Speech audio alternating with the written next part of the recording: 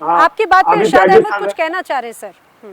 मैं ही कह रहा हूँ, त्यागी साहब कह रहे थे जी हमने डैम बनाए, हमने पार्लियामेंट बनाई। आपने एक चीज और भी बनाई, वो बनाई दहशतगर्दी के अड्डे। वो क्यों बनाए? मुझे ये बताइए कि कौन सी तबाही मचानी थी खत्ते में, कौन से लोग मरवाने थे, कौन से पाकिस्तान का तो आपने तबाही का बायस बनना चाहते थे, लेकिन पाकिस्तान ने आपको सबक सिखाया, लेकिन बाज नहीं आएंगे आप, क्योंकि वो जो दुम पाकिस्तान होती है ना वो टेढ़ी इकलौता रहती है, एक उसको ऐसा उठाने। देश है जिसमें सरकार आतंकियों के अड्डे बनाती है। दूसरे देशों में आतंकी बनाते होंगे, लेकिन पाकिस्तान इकलौता एक ऐसा दुनिया में देश है जहां वहां की सरकार आप लोगों को दहशतगर्दों के अड्डे त्यागी बनाती है। साहब, आप हिंदुस्तान को मैं कह रहे हो आपके दरमियान में नहीं लेकिन बोला। लेकिन मैं अरे कुछ भी बात हो इरशाद जी, एक बात की दाद देनी पड़ेगी। इतना कॉन्फिडेंस लाते कहाँ से हैं आप लोग?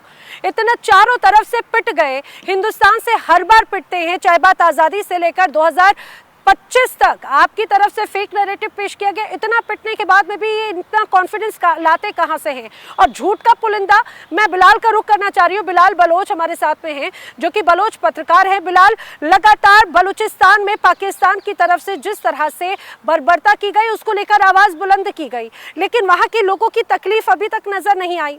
और ये इतना तो छोड़िए, जिन्हें अपना ये कहा जाए सैनिकों को जो भर्ती किया, उन तक को भी डिसोन कर दिया है इन्होंने, और वो कहते हैं बड़ी मैडम बड़ी देखें, बातें। पहले तो thank you so much Bilal, for having me. Brigadier साहब ने जो बात की थी पतलूनों की, तो ब्रिगेडियर साहब, पाकिस्तानी फौज और पतलूनों का आपस में बहुत गहरा रिश्ता है। 1971 से ये रिश्ता शुरू हो चुका है। अब ये बलूचिस्तान और दूसरे खित्तों में भी आप ये देख रहे हो कि हर जगह पे इनकी पतलूनें आपको नजर आती हैं। तो ये कहना कि पतलून पतलून और पाकिस्तान के फौज का आपस में बहुत गहरा रिश्ता है। राइट, देखें, एक चीज आपको समझनी पड़ेगी कि एक जो मुल्क नफरत की बुनियाद पे बनाया गया हो, मतलब दो कौमी नजरिया क्या है, नफरत ही तो है ना, कि भी मुसलमान हिंदू के साथ नहीं रह सकते। अल्लाह न करे, ईसा न करे, मूसा न करे, भगवान न करे, दुनिया के तमाम लोग ये कहें मुसलमानों के साथ नहीं रह सकते, फिर क्या होगा? मगर उस वक्त एक बंदा था, नफरती इंसान, मोहम्मद अली उसका नाम था। ये लोग उनको मोहम्मद अली जना बोलते हैं, कायदे आजम बोलते हैं। उसने नफरत की बुनियाद रखी, वो अलग बात है, वो कुत्ते भी पालता था, वो अच्छी बात है, शराब भी पीता था, सुअर भी खाता था, मगर इन बेचारों को ट्रक के बत्ती के पीछे लगा दिया और इन्होंने अपना अपना इस्लाम बनाया। यही वो लोग थे, मुझे याद है जब ये तालिबान 2021 में वो गए हुए थे, मैं बलोचों पर भी आता हूँ, जहां वो गए हुए थे अपना अफगानिस्तान में, तो जो ये जो हमारे निसार साहब है, ये रो रहे थे, ये परेशान थे, इन जैसे हजारों पश्तून परेशान थे। मगर इसका जो डिफेंस मिनिस्टर है ख्वाजा आसिफ, ट्वीट कर रहा था, ताकत तुम्हारा अल्लाह अमार। और इसी का मैं ये नहीं बोलता, हम जो ये फौज ब्रिगेडियर साहब, ये फौज के मतलब आपके जो हम ये दास्ताने बयान करिए, आपका डिफेंस मिनिस्टर आपके पार्लियामेंट में खड़ा होकर बोलता है ये एक बेशरम फौज है, इनके पेट बड़े, ये मेरे अल्फाज नहीं है। आपकी फौज, आपकी डिफेंस मिनिस्टर जो फौज को कमांड करती है, पार्लियामेंट में बैठ के ये कहती है, आपका मिनिस्टर, आपका लीडर नवाज शरीफ तक कह चुका है कि इन्होंने मुल्क का बेड़ा गर्क कर दिया। आपकी आपकी पार्टी की मरहम नवाज उसके कमरे में घुस गए रात के अंधेरे में, फिर तमाम पुलिसों ने इस्तीफा दे दिया संघ में, आपको याद नहीं है, मगर चूंकि मैं सन ऑफ सॉइल हूं। रही बात बलूचिस्तान की, ये इतने इनके मैं पास अनसिविलाइज्ड लोग मैं हैं। बताऊंगा, जवाब हमारी दूंगा। बैंड यार, बीप बीप बीप बीप, अभी आप भूल जाए आप पंजाब पाकिस्तान में बैठे हैं, आप इंडिया के शो में बलोचों के साथ हैं, पश्तूनों के साथ है, खुदारा भूल जाए यार, प्लीज बी सिविलाइज्ड। मैं ये कहने की कोशिश करता हूं पाकिस्तान के कि खिलाफ इन बोलते हैं, बी बलोची सिविलाइज्ड, पाकिस्तान बी के खिलाफ नहीं सिविलाइज्ड, बोलते हैं। बी बलोची सिविलाइज्ड। पाकिस्तान के खिलाफ यार नहीं बी बोलते हैं। सिविल, मैं बलोच पाकिस्तान के बात खिलाफ नहीं पुत्र, बोलते हैं, बलोच यार फौज के इकबाल खिलाफ के नहीं पुत्र बोलते मैं हैं। आज बोलता हूँ, चंद इकबाल के पुत्र चंद मैं जो आज लोग बोलता हैं हूँ। जो देशद्रोही हैं वो अरे बोलते हैं इकबाल के हिंदुस्तान के पुत्र लिए, मैं फौज आज के बोलता खिलाफ, हूँ, मैनू गल पाकिस्तान के। करन ते दे, मैनू गल करन ते दे, मैनू गल करन दे इकबाल दे पुत्र, मैनू गल करन ते दे यार। Okay, thank you. मैं ये कह रहा था कि देखें, ये चीज आपको समझनी पड़ेगी कि ये हमारे साथ किस किस्म के अत्याचार करते हैं। हमारी माएं बेटियां जिनके हाथ में डंडा तक नहीं था, इन्होंने मार्च किया पूरे, मतलब बलूचिस्तान से लेके इस्लामाबाद तक गए इन्होंने, और इन्होंने इनके साथ क्या बर्ताव किया, गटर का गंदा पानी फेंका, हमारी माओ बहनों को घसीटा, मर्द पुलिस अफसरान ने घसीटा, दुनिया ने देखा है। उनको जबरदस्ती बसों में लाके जेलों में भी डाला और वापस बलूचिस्तान भेज दिया। इनकी अपनी लीडर जिसका नाम है मरियम नवाज शरीफ, जब ये गवर्नमेंट में नहीं होते इनको इरशाद अहमद, इंसानी हकूक आखिर क्या ऐसा जाते? क्यों? देखिए ये एक बड़ा, मुझे सुनकर इतनी हैरानी हो रही है, ऐसा क्यों? बलूचिस्तानी के आपके अपने नहीं है, वहाँ के साथ ऐसा सौतेला, ऐसा बर्बर व्यवहार करने की वजह क्या है? और अब आपको जब वहाँ पे पता चल गया कि भाई वो खनिजों का सबसे समृद्ध हिस्सा है, तो वहाँ पर इतना प्रेम दिखाया जा रहा है। देखिए नैना, आपने मैं मुझे आपको खत्म बताऊं, करने नहीं दिया, इन्होंने इनको हम पे कब्जा किया है। ये पाकिस्तान सुनिए, तब एग्जिस्ट नहीं अभी करता जरा था सुनिए, बिफोर मोहतरम बोलने 1947। दीजिए, आप बोलने दीजिए, मैंने इस आपको खित्ते पूरा में बोलने दिया। हिंदुस्तान एग्जिस्ट करता था। हिंदुस्तान ने जब आजादी अभी जरा मुझे बोलने दीजिए। देखिए, मैं आपको खामोश हो गया था आपके बोलने पे।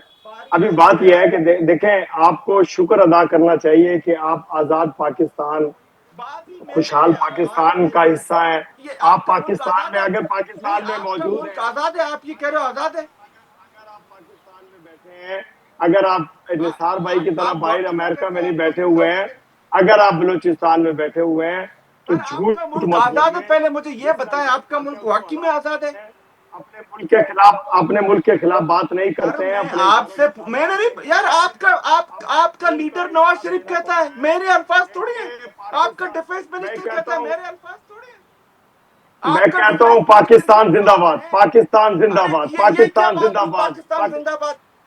आपका डिफेंस मिनिस्टर खुद कहता है, आपका नवाज शरीफ कहता है, आपका, यार वो ये क्या बात पाकिस्तान हुई? नहीं है, वो पाकिस्तानी नहीं है, वो देशद्रोही है, वो नवाज शरीफ देशद्रोही है पाकिस्तानी जो नहीं इस है? झंडे के, इस सब हलाली परचम के खिलाफ जो बात करेगा, नहीं, वो पाकिस्तानी जो नहीं है। मैंने अगर आप यार जो पाकिस्तान में बैठे हैं, तो पाकिस्तान का नमक अरे हलाल इरशाद कीजिए। अहमद, क्या नवाज पाकिस्तान की शरीफ फौज, पाकिस्तानी नहीं है क्या?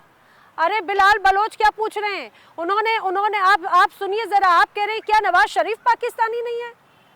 इनसे पूछ रहा हूँ, ये मेरे अल्फाज सब नहीं है। पाकिस्तान, ये यार आपसे पाकिस्तान, मैंने पूछा, पाकिस्तान ये आपके जिंदाबाद। डिफेंस देखिए, मिनिस्टर ने ये कहा लोग नहीं कहा बैठते है? हैं भाई, ये अरे लोग सर, मैं बैठते हैं आप जरा अमेरिका से, तामुल लंदन करें से, सर। यूरोप से बैठते हैं और बैठ के अरे पाकिस्तान के यूरोप खिलाफ की बात बात, करते हैं। यूरोप को छोड़े, बलूचिस्तान तामुल के से लोग, बात सुने। मेरी आज भी बलोच भाइयों के साथ अफतारी है, मैं अरे उनके साथ बैठूंगा, उनको बताऊंगा। आपके आप डिफेंस अगर मुझे मिनिस्टर ने तारुफ कहा कराइए, है मैं नहीं कहा आपके है? बारे में जरूर डिस्कस करूंगा कि आप कैसे आप पाकिस्तान के जवाब नहीं खिलाफ दे बात रहे, कर रहे हैं, आप कैसे आप आर्मी के खिलाफ जवाब बात नहीं कर रहे दे हैं, रहे। कैसे मेरे आपके कायद मियां मोहम्मद नवाज शरीफ के खिलाफ बात कर रहे हैं। देखिए, आप थोड़े होश के नाखून ले, अपने मुल्क के खिलाफ बात मत करें, अपने इदारों के खिलाफ मत बात करें। मैं सच के साथ खड़ा होता हूँ। मैं आपके मेरे इधर मैं बात मैंने आपकी ये एक मिनट सर, एक मिनट, मैंने बात की है या आपके ख्वाजा आसिफ ने बात की है? आप मुझे बताओ।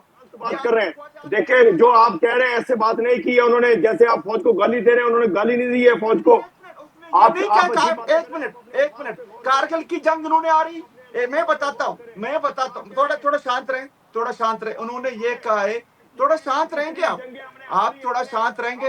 हमने मई वाली जंग जो जीती है, पूरी दुनिया देख रही है उसको, पूरी दुनिया में डंका बज रहा है हमारी जीत का। ये मई में जो हमने हिंदुस्तान को सिंदूर लगाया, इसका डंका बज रहा है। आप जैसे लोग पाकिस्तान को बदनाम करते हैं। आपको डिस्कोर्स के यार, अब वो मतन नहीं पता कि किस तरह डिस्कोर्स होती है। मैं ये कह रहा हूं, आपके ख्वाजा आसिफ ने ये नहीं कहा कारगिल जंग हमने आ रही है।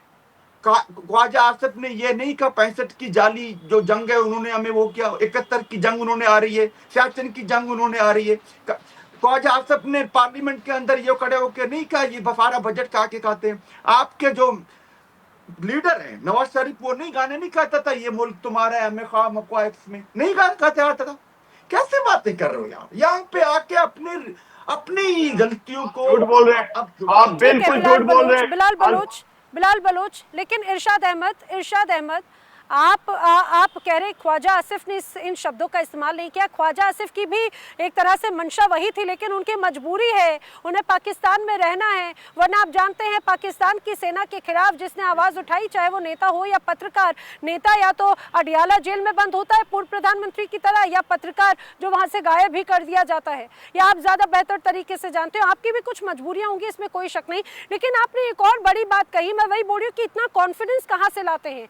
डंका बज रहा है। अरे कौन से डंके की बात कर रहे हैं जनाब? कुछ समय पहले डोनाल्ड ट्रंप आपके प्रधानमंत्री शहबाज शरीफ को कह रहे हैं stand up, sit down, stand up, और वो तस्वीर पूरी दुनिया ने देखी। आप इसे डंका बजना कहते हैं?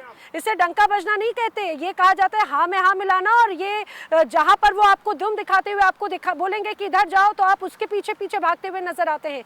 मैं चाहूंगी जरा निसार अहमद आप ये बात बताइए, मेरे साथ में जो अफगानिस्तान से खास मेहमान कनेक्टेड हैं, ये इसे डंका बजना कहते हैं क्या? देखिए, पहले मैं बताना चाहता हूँ कि मुझे पता चल गया, किसी और भी मुझे मैसेज भेजा कि ये इरशाद अहमद जैसा लोग जो इंडिया टीवी चैनल में आता है, बात करता है, ये सब आईएसआई के कहने पर आता है। और आईएसआई इन लोगों को बोलता है कि प्रोग्राम को खराब करो, झूठ बोलो, लड़ाई करो।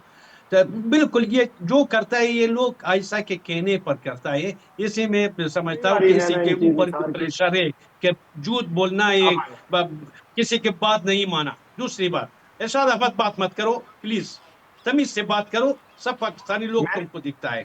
आईएसआई छोड़ दो, एक मिनट, छोड़, खामोश हो जाओ। दूसरी बात, आपने बोला कि हिंदुस्तान, एक मिनट, आपने बोला कि हिंदुस्तान अफगानिस्तान में इन्वेस्टमेंट किया, ठीक, थैंक यू। हिंदुस्तान अच्छी कामों के लिए अफगानिस्तान में इन्वेस्टमेंट किया, सड़क बनाया, डैम बनाया, पार्लियामेंट हाउस बनाया। मैं कहता हूँ एक अफगानी के नाते बोलता हूँ थैंक यू इंडिया, अच्छा कामों के लिए। हर दिन आपके मुल्क से हमारे जवानों के लिए, हमारे जवानों, डॉक्टर आया, इंजीनियर आया, जो एजुकेशन बड़े अच्छा एजुकेशन वाला जवानों हिंदुस्तान में आया, अफगानिस्तान में। लेकिन निसार जी, यहाँ पर इरशाद अहमद तो ये कह रहे हैं कि भाई अफगानिस्तान के लिए पाकिस्तान ने बहुत कुछ किया है, फिर आपकी नाराजगी क्यों है आखिर? वो तो बड़ी बातें कर रहे हैं, इरशाद अहमद कर रहे हैं कि भाई पाकिस्तान ने जितना किया अफगानिस्तान के लिए किसी ने नहीं किया। अभी मैं बताता हूँ, बदले में पाकिस्तान से हमारे लिए खुदकुश बम, खुदकुश शादी बम, राकेट, मोटर बम, हर रोज हर दिन टूरिज्म पाकिस्तान से आता। पाकिस्तान हर दिन हमारे लोगों को मारा था। यही एक वजह से मैं बोलता हूँ थैंक यू हिंदुस्तान, मुर्दाबाद पाकिस्तान। एक बात खत्म। वो ख्वाजा से खुद भी बोला के, ख्वाजा से खुद बोला के 50 साल में जो दो लड़ाई किया, एक तालिबान एक मुजाहिदीन, ये दोनों झूठा इस्लाम के नाम से आपने अफगानिस्तान लोग को मारा। अफगानिस्तान लोग नामनी की वजह से पाकिस्तान बन गया। शर्म के नाम से कोई चीज है? रोजा है, रमजान है तुम्हारा। मैं समझता हूँ कि आप लोग जो नमक हरामी की निशानी, पहली निशानी नमक हरामी की ये होती है, जिसका नमक खाओ, जिस थाली में खाओ उसमें छेद करो। आप छेद करने वाले इंसान हैं। आपने यहाँ पले हैं, बड़े हैं, तालीम हासिल की है, और पाकिस्तान के खिलाफ रमजान को इज्जत करो। इज्जत करनी सीखो जरा।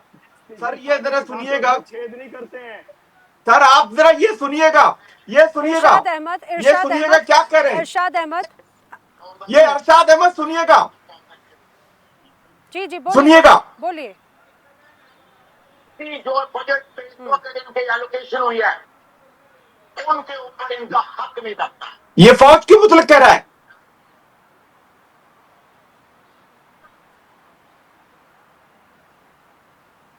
आवाम के 16 करोड़ आवाम के उनके आगे ये स्टैब्लिश करें कि हम ये कैसे डिजर्व करते हैं, और हमारी पिछले 58 साल की परफॉर्मेंस जो है इस बात की। देखिए लेकिन जिस तरह से बिलाल जो वीडियो दिखा रहे हैं, शायद क्योंकि देखिए दूर भी बहे और उस वजह से ऑडियो क्लियर नहीं है। बिलाल, ये चूंकि आपका जो वीडियो है ये स्पष्ट होता है कि सदन के अंदर खड़े पाकिस्तान के एक नेता मंत्री का ही वीडियो है। जरा आप बता दीजिए इरशाद अहमद को या बाकी दर्शकों को कि आखिर ये क्या कह रहे हैं जनाब। मैं ये कहता हूं, ये शख्स मुसलसल गलत बयानी कर रहा है यहाँ पे बैठ के। मतलब यार, आपका यही डिफेंस मिनिस्टर कहता था ये ख्वाजा आसिफ साहब की वो तस्वीर देखिए जो ये दिखा रहे हैं, वो देखिए जो आपने तस्वीर दिखाई है, ख्वाजा आसिफ की तकरीर दिखा रहे हैं, और आज की उनकी तस्वीर देखिए। 20 साल 25 साल पुरानी वीडियो उठाकर आप ले आए हैं। जो सियासी तकरीर होती है वो दिखा रहे हैं। अच्छा, वो सियासी तकरीर है। इरशाद अहमद, बहुत ज्यादा वक्त नहीं हुआ, बहुत ज्यादा वक्त नहीं हुआ। सुनिए जरा इरशाद अहमद, बहुत ज्यादा वक्त नहीं हुआ। कुछ समय पहले वो खुद ही कह रहे थे कि हम अपने सैनिकों के साथ में किस तरह से बर्ताव करते हैं, राजनीति से ओतप्रोत होता है, हम उनके साथ में स्टैंड नहीं कर पाते। इससे ज्यादा शर्मनाक क्या होगा कि वहां पर एक तरफ बलूचिस्तान में ही आपने अपने सैनिकों को डिसोन कर दिया। अब यहाँ पर डुरून लाइन पे जो चौकियां थी, वहां से जो खासतौर से पुलिस कर्मी थे पाकिस्तान के, वो अफगानिस्तान की एक तरह से बंधक में हैं, आपने उन्हें डिसोन कर दिया। इससे ज्यादा शर्मनाक क्या होगी? ये आपकी वो पाकिस्तान की सेना है जो आतंकियों के जनाजों में तो चली जाती है टेसुए बहाने के लिए, लेकिन जो आपके लिए सीने पर गोली खाने को तैयार होते हैं, आप उन्हें पूरी तरह से तिरस्कार कर देते हैं, एकदम चाय में मक्खी की तरह।